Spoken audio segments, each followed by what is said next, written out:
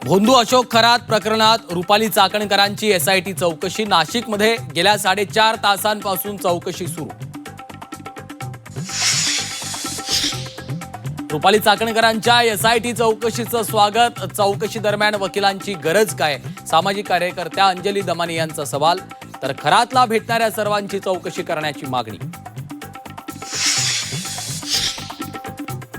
खरातकडून माहिती घेऊन त्याचे एन्काउंटर करतील। खरात प्रकरणामध्ये 4 मंत्र्यांचा समावेश। नाना पटोलेंचा गंभीर आरोप। भीतीचं वातावरण निर्माण करण्याचा पटोलेंचा प्रयत्न। संजय शिरसाटांची टीका।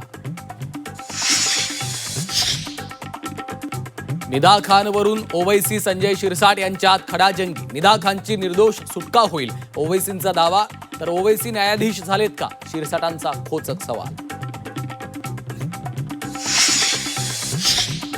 तामिळनाडूच्या राजकारणात विजय पर्वाला सुरुवात। थलपती विजय यांनी घेतली मुख्यमंत्री पदाची शपथ। चेन्नईतल्या स्टेडियमवर चाहत्यांचा एकच जल्लोष। तामिळनाडूची सूत्र हाती येताच थलपती विजय यांचे 3 मोठे निर्णय। 200 युनिट मोफत वीज। महिला सुरक्षेसाठी विशेष कृती दलाची निर्मिती। ड्रग्ज विरोधात कृती दलाची स्थापना। उन्हाच्या तडाख्यात आनंद वार्ता। अंदमानात यंदा मान्सूनचं लवकर आगमन होणार।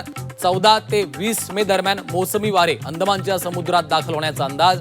महाराष्ट्रातही वेळेआधीच पाऊस दाखल होण्याची शक्यता।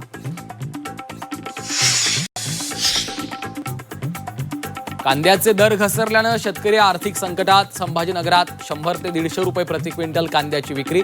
शेतकऱ्यांच्या हाती खर्चही येईना।